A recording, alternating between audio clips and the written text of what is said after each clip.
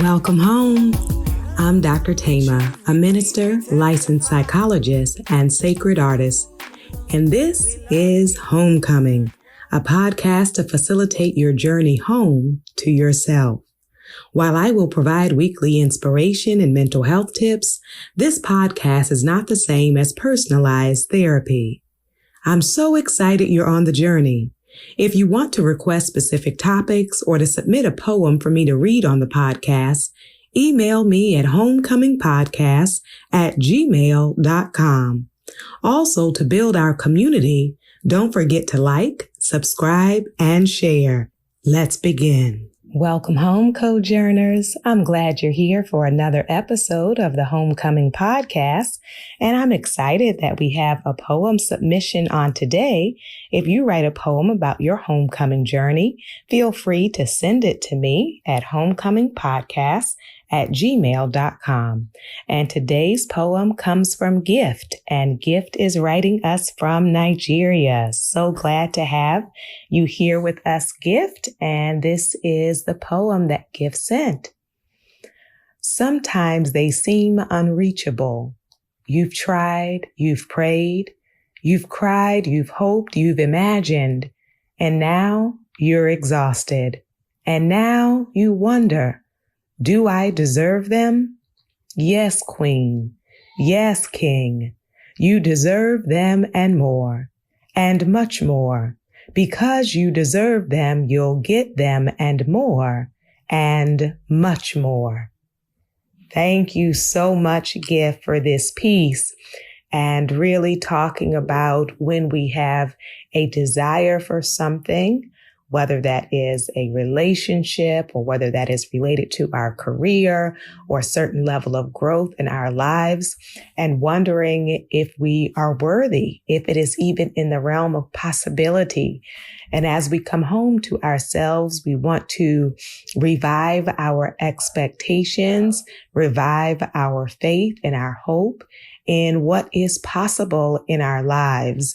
And so on today, we're going to really look at the question, why we choose unfulfilling relationships, why we choose to connect with, to partner with, to maintain friendships that are unfulfilling with people that we are not truly aligned with, that do not spark your spirit, your heart, your mind, your body holistically.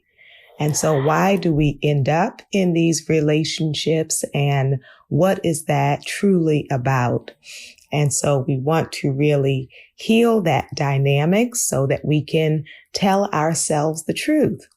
And when I operate from a place of truth, then my relationships can be more whole. My relationships can really flourish. When I am deceiving myself, lying to myself, sabotaging myself, it will show up in my relationships. And so I invite you to reflect, whether past or present, when you entertained or were in relationship with someone who did not really speak to your spirit, that did not really move you, and yet you were there. And so for us to think about outside of those, and I know we have a diversity of listeners, and so there may be those who were in arranged relationships or arranged marriages, and so then it was not your choosing. But for those of us who chose, you want to consider, what are the reasons why I would choose to be in a space that does not nourish me, that does not excite me, that does not fulfill me. And there are a number of reasons. And I'm talking about at a core level or at a foundational level. So this is not about long-term relationships and kind of this false need for every day to feel like an amusement park, right? So that's not what I mean. But at a foundational level, does it feed you? Does it nourish you? Is it fulfilling to spend this season with the person that you are with?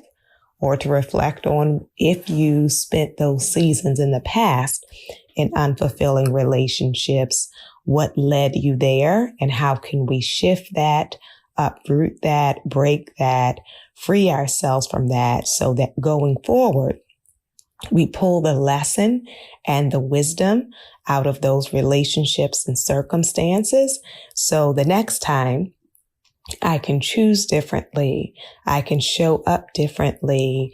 I can be honest with myself and more aware of my own needs, wants, desires, to know myself better so that I can set myself up to be in a place of fulfillment instead of a place of settling. Yes? So there are three main reasons that I want to mention on today. And if you have more reasons that come to mind for you as you reflect on your life, you can journal about them as well as journaling about the way these three barriers or issues have shown up in your life. So the first reason why we end up in unfulfilling and choosing unfulfilling relationships is that for some of us, we do not feel worthy of real joy, that we do not feel worthy of really being loved, that we do not feel worthy of fulfillment. So the people who you believe would be fulfilling to you, you may feel are out of your league or beyond your reach.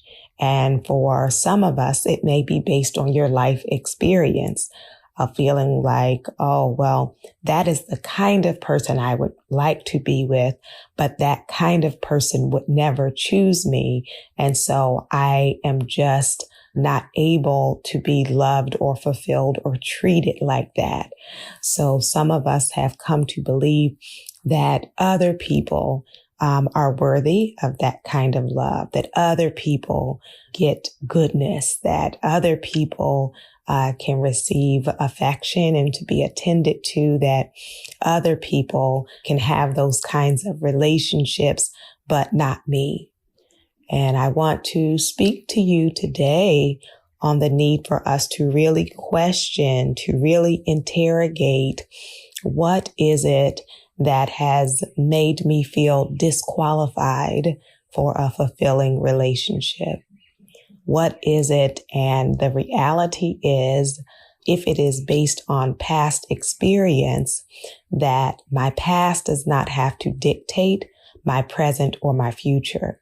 So if I say, well, I don't believe I'm worthy because I've never had it. And because I've never had it, I'm going to keep picking relationships that are unfulfilling because that's all I can have. So you see how that is a vicious cycle. It's a self-fulfilling prophecy, right? Where I say, I cannot really have joy in a relationship. So let me just pick whatever, or just be happy with whoever has reached out to me. And so I'm just going to be in this because it's all I can have. And then we continue to repeat that pattern over the course of our lives. So I want to offer to you that the past does not have to be the script for your present or your future. Can I give myself permission to believe I can have something I have never had before? What else is it that has made you feel unworthy of a fulfilling relationship? Perhaps it is past trauma.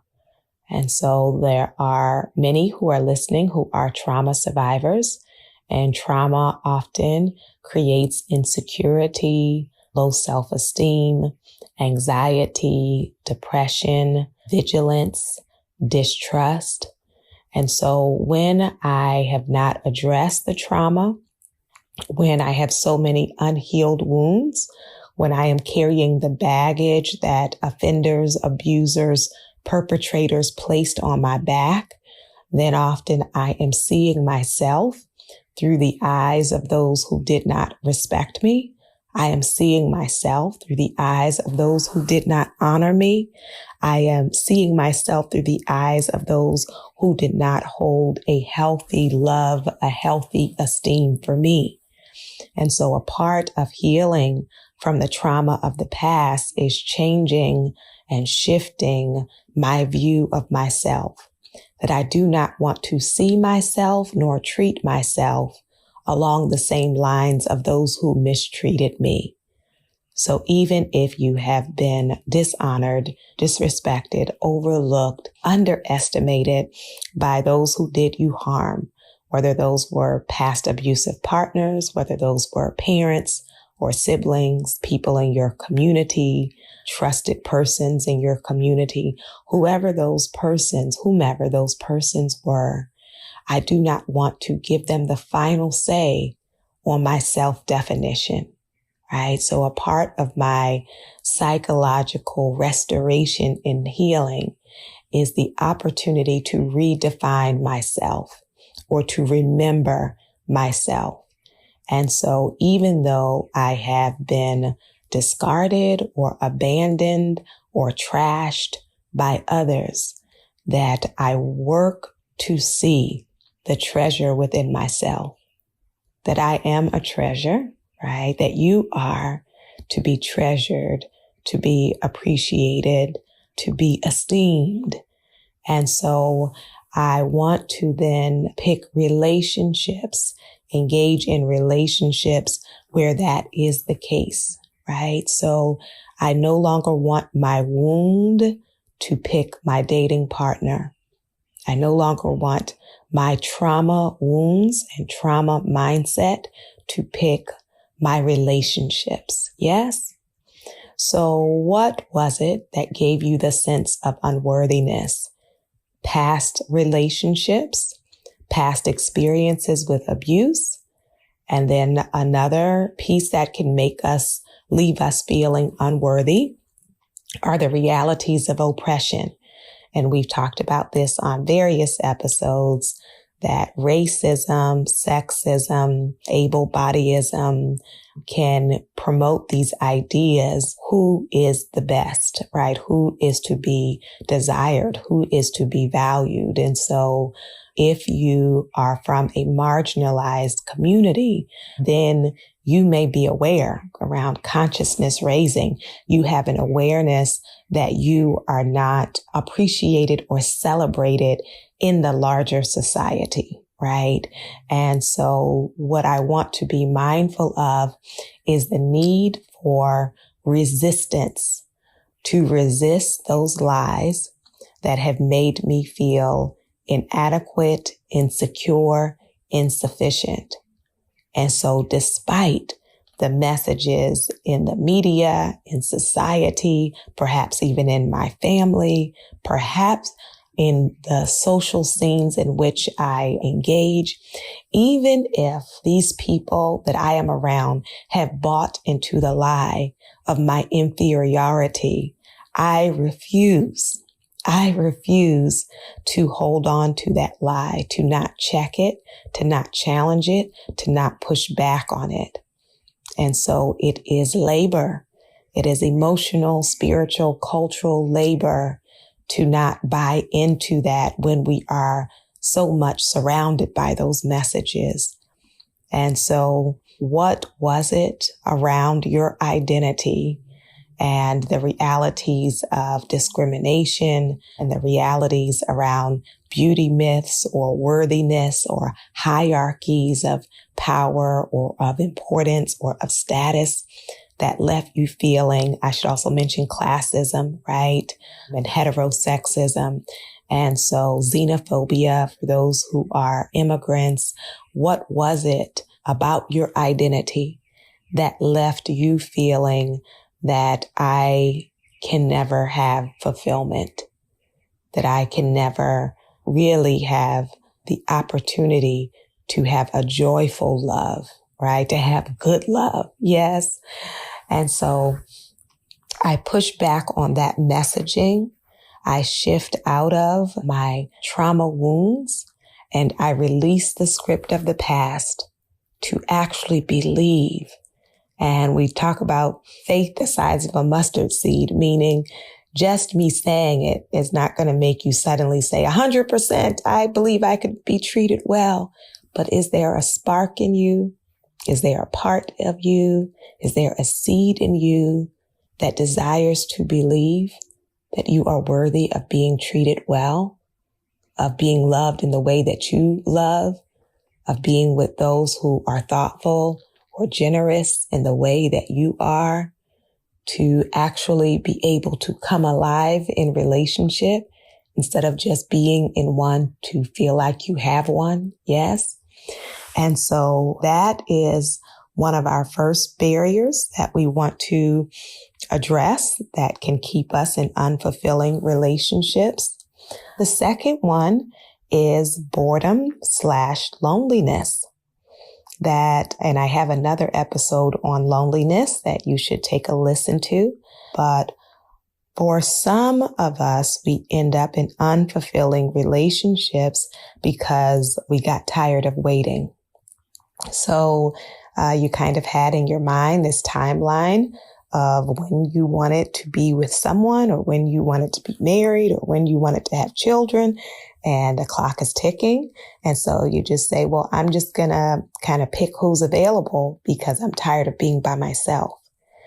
And that can lead to a very dangerous circumstance because you are making a choice in some ways out of desperation. And when we are desperate, we often are not observant. We often are not thoughtful. We often ignore red flags because we feel like we just need it and want it. And when we just need it and want it, you can choose whoever and end up with whatever. You can choose whoever and end up with whatever. And so you want to be mindful that boredom and loneliness will no longer choose for me. That boredom and loneliness will no longer choose how you spend your time and who you spend your time with, and lead you to a place of accepting the unacceptable just because a piece of someone is better or a part of someone is better. So then you will find yourself on the phone with people you don't want to talk to just because you want to have someone to talk to. You can find yourself out to dinner with people that you don't enjoy being with, but you just don't want to be by yourself. And that can be a harmful setup for you.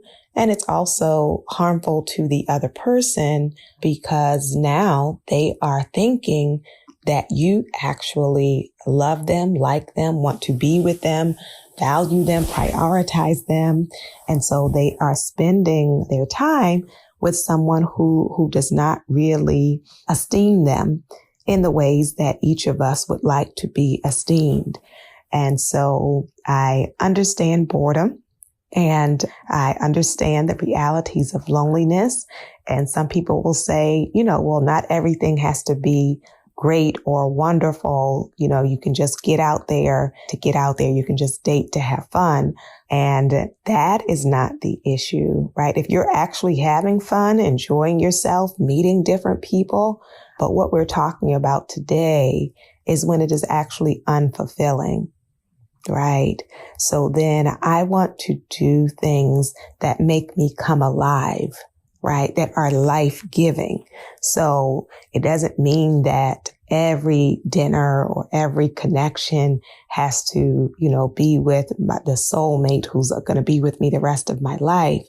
But if I am spending time and spending prolonged time and spending repeated time in circumstances that are dry to me, that are unfulfilling, that cause me to disconnect from the moment and from myself, then it is working against what we have been doing as it relates to this homecoming, right? And so to be mindful And all of us can probably tell cautionary tales of choices we made out of boredom that did not end well, choices we made out of loneliness that did not end well. And so I want to invite you to find other ways of addressing your boredom and loneliness than getting tied up and tied down into a circumstance, a relationship that separates you from yourself, that makes you lose sight of yourself, that requires that you shift into something other than yourself, that dishonors the truth, the essence of who you are. Yes? And so I have a quote which says, "You are too gifted to be bored." You are too gifted to be bored. And it's true. We have so many gifts. I know some of you will say, well, utilizing my gifts is work or is labor, and I don't want to just use my gifts or talents all the time. I want relationship. Well, that's wonderful.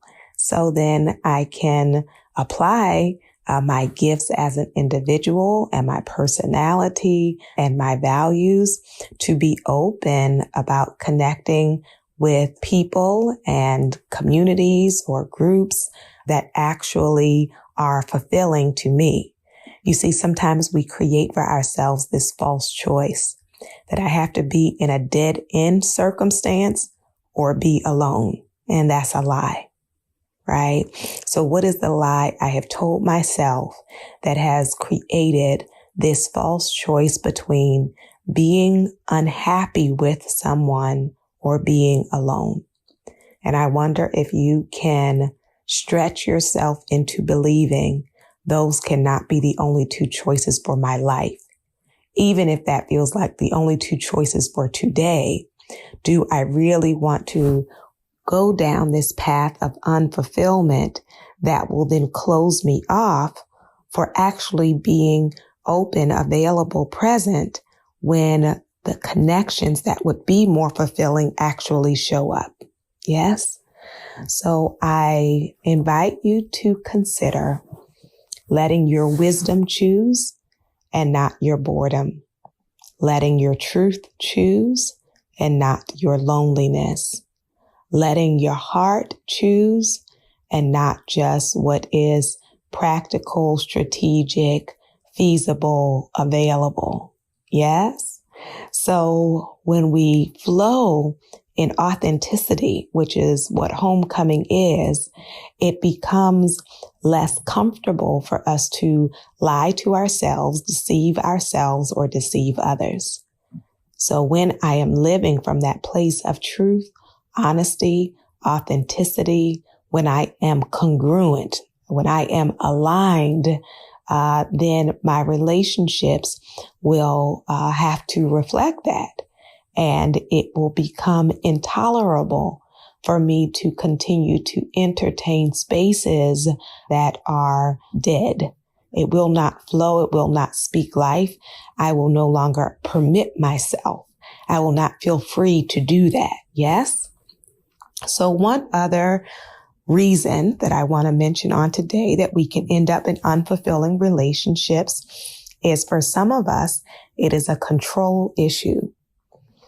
That for some people, you feel more in control or you feel more powerful when you are with people who are very much into you and you are not really into them, right? There can be an ease, a comfort with that. You may associate strong feelings of love or of passion with feeling out of control. That might feel scary to you, right? The idea of really being connected to someone, drawn to someone, to think about really flourishing or opening up in relationship. For some of you, because of your own past hurt or seeing other people hurt, perhaps your parents, other significant people in your life. And so you may have made up your mind early, consciously or unconsciously, to say, I'm never going to let that happen to me. I'm never going to get caught up like that. I'm never going to let anybody play me. And so as a result, you may intentionally or unintentionally select people and relationships that do not move you, right? Where there's not a lot of love, but there is a lot of control. And you know that they are committed to you, that they love you, that they're really into you. And that feels very powerful. That feels very secure. That may feel very stable to you. And at the same time, sometimes the choices we make because they feel safer also can leave us numb and detached. And so this person who is very smitten with you may feel like you're emotionally unavailable. You see, because you're reaping the benefit of their emotional openness while you remain closed, right? And that may be your style with everyone, or it may be that you keep selecting people with whom you can remain closed. Yes. And so when I am making choices out of control, when I am making choices that I think is just the safe choice, often that is fear-based and fear-driven. And so I invite you to think about, and perhaps this week even journal about, are there parts of me that are afraid of love? Are there parts of me that are afraid of truly being known? Are there parts of me that are afraid really being seen and heard and understood? Are there parts of me that are afraid of actual intimacy, right? Emotional or otherwise. And if I can acknowledge those fears, then I ask myself, do I want to continue to be locked into that fear? Do I want to continue to let that fear, which shows up as my control issues or my emotional detachment issues, do I want to continue to let those unresolved, unhealed issues drive my love life? Do I still want to give them the power, the authority, the freedom to dominate matters of the heart? Or do I want to start showing up differently, choosing differently, loving differently? Yes? So as you are on this journey home to yourself, it is my desire that you would tell yourself the truth and that you would work toward your healing and restoration, including the restoration of your heart and your relationships, so that we can show up in honesty for actual fulfillment. I invite your soul to tell your heart, mind, body, and spirit, welcome home.